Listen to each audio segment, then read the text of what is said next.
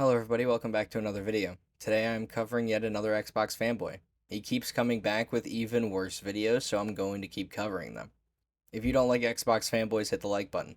If you don't like any fanboys, hit the like button. And without further ado, let's get into it. The latest Xbox news has caused a civil war internally in the Xbox community.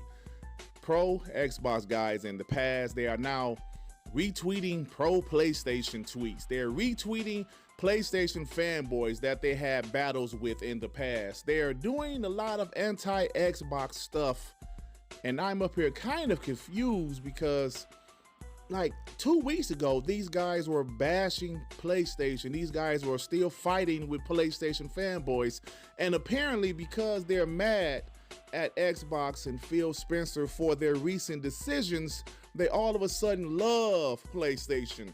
I mean, it's not that they love PlayStation, they're having a pretty normal reaction to a company basically saying we don't care about the system you just bought, and we're going to do what we have to do to make money. In no uncertain terms, Phil Spencer has basically just announced that he does not see a future where Xbox is the primary console seller. Nor do they see a future where consoles are the future in the gaming industry. They just don't see consoles as the go-to thing. Ultimately, Xbox is ready to move on, and I think that's pretty much where the road is heading for PlayStation as well. So you love something that you hated a week ago? That shit makes no sense to me. So that's what's going on in this Xbox community. There's a civil war. It's not a civil war. First thing first. It's just not. I mean, it's just consumers being unhappy with a product that they bought and the company they bought the product from. Second thing is that, I mean, a lot of people hate things a week after they love them. Like, it happens all the time. Think about content creators. Content creators have one of the most flip-floppy jobs in the entire world. 1 minute you can be on top of the world, no criticism, and everyone loves you. The next, one bad tweet that you had gets dragged up from out of nowhere, and your career is over. It's just what happens. That's the culture we live in, and that's the society we live in. Guys like Peter Ovio's pro Xbox for a long time, bashed PlayStation fanboys, said he believed in what Xbox is doing. He loves Xbox future, but now he's bashing Xbox. He's praising PlayStation. So let me tell you this.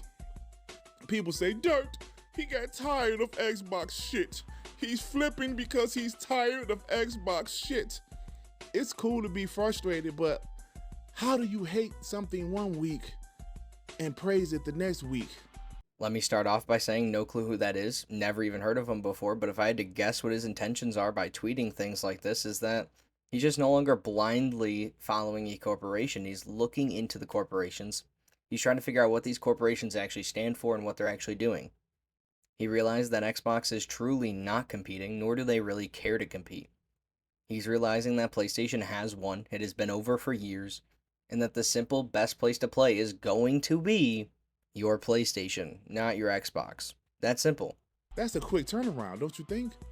Guys like the homie Tim Dog, he is 100% bashing Xbox on a consistent basis. People are unfollowing Tim Dog. This guy was one of the few Xbox guys in the community that I really rocked out with. Listen, I have nothing against the guy.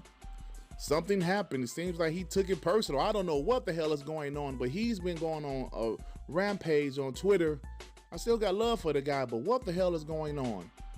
I mean, you're grown-ass men supporting an Xbox console that doesn't support you back. And that goes for PlayStation fanboys too. You're grown-ass men supporting a console and a corporation who cares less about what you do or what you think. I'd ask what the hell's going on even before this point, but I mean, hey, not everybody thinks the same way. People say this is a test. It might be a test, but this is my thing. Look around the gaming industry. PlayStation last week sat there and said, they're not making enough money off of consoles alone anymore. They are going to open up their platform to other platforms. Now, I'm not saying PlayStation is putting their games on Xbox. Well, even though there's already a couple of games, first-party PlayStation games on Xbox. We have MLB The Show, and of course in the future we have Marathon because they own Bungie. But they will put their games on PC day and date. Just read between the lines. Eventually, yes. However, that's going to be years from now. In the coming future, they're going to focus on putting PlayStation games on PC earlier, meaning probably a couple months after launch, if not a month. Then after a month of being launched, they'll be put on the PC platform to see how well they do and how much money they make. It's really just a testing grounds for developers to see how well their games are going to do on different platforms. 15 years ago, you wouldn't have even thought that PlayStation would put their first-party games on PC. PlayStation fanboys went out there and said they would never put their first-party games on PC. You know why? Because PlayStation games sell, unlike Xbox games. That's the shit I heard in the past from PlayStation fanboys. They were technically correct. I mean, the only reason PlayStation is even considering this is because Xbox is doing it. And PlayStation understands that they need to keep making more and more money to keep investors happy. So what's an easy way to make more money? Open up your games to more platforms. So yes, the only reason PlayStation is now considering it is because they need more money. The only reason they didn't before is because of how well their consoles and how well their actual games were doing. Xbox only considered Game Pass and other games and other things sooner because, well, they weren't making as much money as PlayStation was. But now PlayStation is doing different things. Nintendo is the only ones that's kind of, whatever. Their hardware is dog shit. They don't spend as much money making their games because these games are not huge AAA budget games. You know, Nintendo games definitely cost millions of dollars to make, but their budgets are not that of Xbox, PlayStation, or even some big third-party AAA games. Now, I have no clue where you got this from or where you thought you heard this from. But just for an example, Zelda Breath of the Wild cost Nintendo $120 million to make. So to say that's a chump change in just a couple $1,000,000 compared to Xbox's games is a drastic imagination that you have. Now, Nintendo's console may not be technically the strongest, however, it is one of the best and most convenient consoles on the market. And on top of all of that, the only reason you don't see Nintendo even considering PC is because it's just not their market. The games Nintendo makes are family games, and Nintendo is the best platform to play family games. It's honestly just that simple. It's not growing. The consoles have sold the same every generation, give or take 10 million here, 10 million there.